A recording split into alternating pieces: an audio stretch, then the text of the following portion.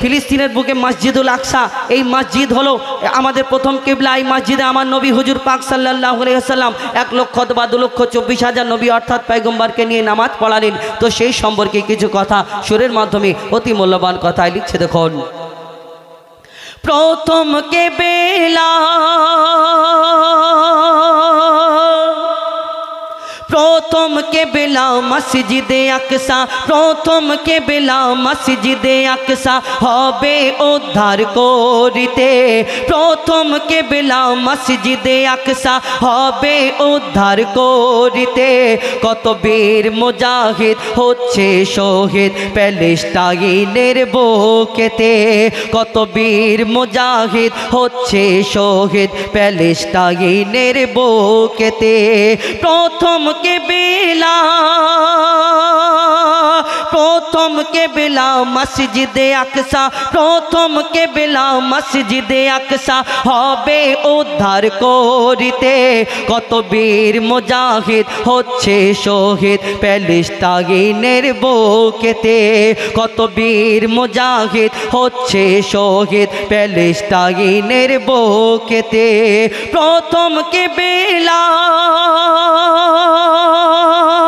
এই দুনিয়াতে আমরা 73 ফেরকার মানুষ, প্রত্যেক ফেরকার প্রত্যেক দলের মানুষ আমরা মনে করি আমার দলটা ভালো। কেন? কেউ নিজের গুড় কেউ কোনোদিন টক বলবে না, কিন্তু আমরা কে জান্নাতে যাব কে জাহান্নামে যাব আর এই দুনিয়াতে কেউ গ্যারান্টি দিতে পারবে না। কিন্তু আমরা এই দুনিয়াতে গ্যারান্টি না দিতে পারলেও কবি বলছে এই দুনিয়াতে তুমি যদি জান্নাতি মানুষ দেখতে চাও কাদেরকে দেখতে হবে সেই সম্পর্কে আরও কি লিখছে দেখুন। শিশু নারী বৃদ্ধ যুবক, শিশু নারী বৃদ্ধ যুবক আর প্যালেস্টাইনের যত মুমিন। শিশু নারী বৃদ্ধ যুবক আর প্যালেস্টাইনের যত মুমিন ইহুদিদের বিরুদ্ধে যুদ্ধ করছে বন্দুকের সামনে রাত আর দিন। ইহুদিদের বিরুদ্ধে যুদ্ধ করছে বন্দুকের সামনে রাত আর দিন। জান্নাতবাসী কেমন হবে, জান্নাতবাসী কেমন হবে যদি দুনিয়ায় তোমরা দেখতে চাও। প্যালেস্টাইনের মুসলমানদের দু চোখ ভরে দেখে নাও। প্যালেস্টাইনের মুসলমানদের দু চোখ ভরে দেখে নাও। হাসি মুখে শহীদ হয়ে যায়, হাসি মুখে শহীদ হয়ে যায় গুলি খেয়ে তারা বুকেতে। লা ইলাহা ইল্লাল্লাহ কলমা থাকে তাদের মুখেতে। লা ইলাহা ইল্লাল্লাহ কলমা থাকে তাদের মুখেতে। প্রথম কিবলা, এই দুনিয়াতে আমার নবী আজ থেকে 1400 বছর আগে যে ভবিষ্যবাণী করে গেলেন প্রত্যেক পদে পদে অক্ষরে অক্ষরে মিলে যাচ্ছে। এই মসজিদুল আকসা সম্পর্কে আমার নবী হুজুর পাক সাল্লাল্লাহু আলাইহি সাল্লাম দুনিয়াতে কি বললেন সেই সম্পর্কে অতি মূল্যবান কথায় আরো কি লিখছে দেখুন। আমার নবীর ভবিষ্যবাণী, আমার নবীর ভবিষ্যবাণী হরফে হরফে মিলে যায়। আমার নবীর ভবিষ্যবাণী হরফে হরফে মিলে যায়।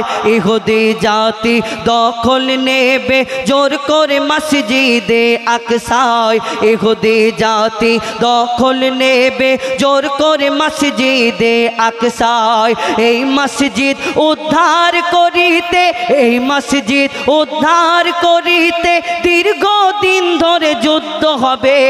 যত ফেরকার মুসলমানরা এই মসজিদ উদ্ধারে অংশ নেবে, যত ফেরকার মুসলমানরা এই মসজিদ উদ্ধারে অংশ নেবে।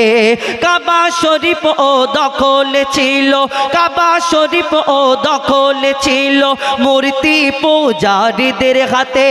কাবার মতো ও মুক্তি পাবে মসজিদে আকসা শেষ জামানাতে।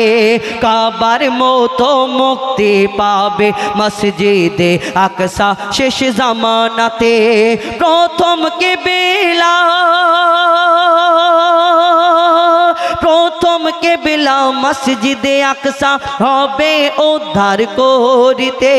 কত বীর মুজাহিদ হচ্ছে শহীদ প্যালেস্টাইনের বুকেতে।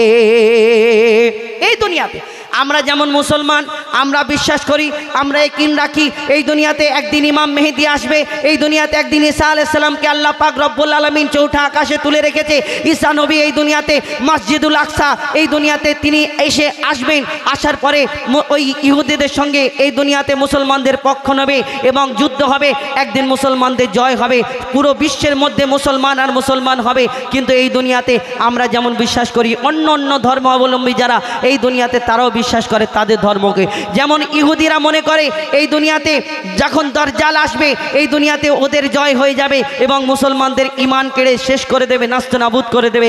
খ্রিস্টানরা মনে করে তাদেরকে মাসিহা আছে, সে আসবে দুনিয়াতে, তাদের জয় হবে। প্রত্যেক ধর্ম মনে করে একদিন আমাদের জয় হবে, কিন্তু মুসলমানদের সেই সম্পর্কে কথা অতি মূল্যবান কথায় লিখছে দেখুন শেষ কথার মাধ্যমে। ইহুদিরা বিশ্বাস করে, ইহুদিরা বিশ্বাস করে দাজ্জাল দুনিয়ায় আসবে যখন, মুসলমানদের ঈমান কেড়ে দুনিয়ায় করবে তারা শাসন, মুসলমানদের ঈমান কেড়ে দুনিয়ায় করবে তারা শাসন।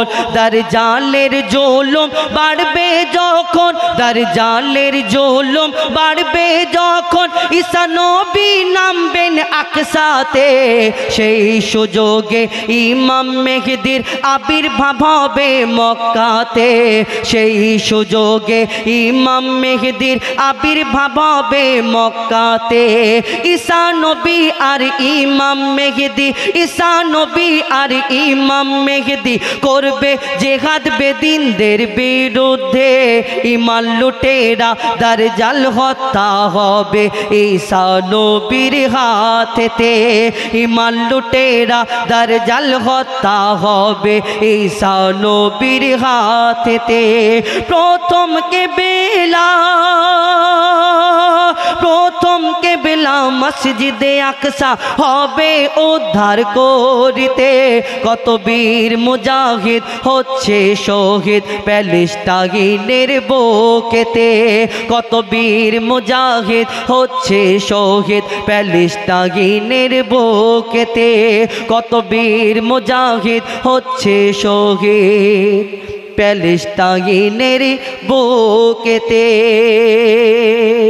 জানি জানি তোমার বিকল্প নাই আমার, জানি জানি তোমার বিকল্প নাই আমার, মাগো তুমি বিধাতার সেরা উপহার, জানি জানি তোমার বিকল্প নাই আমার, মাগো তুমি বিধাতার সেরা উপহার।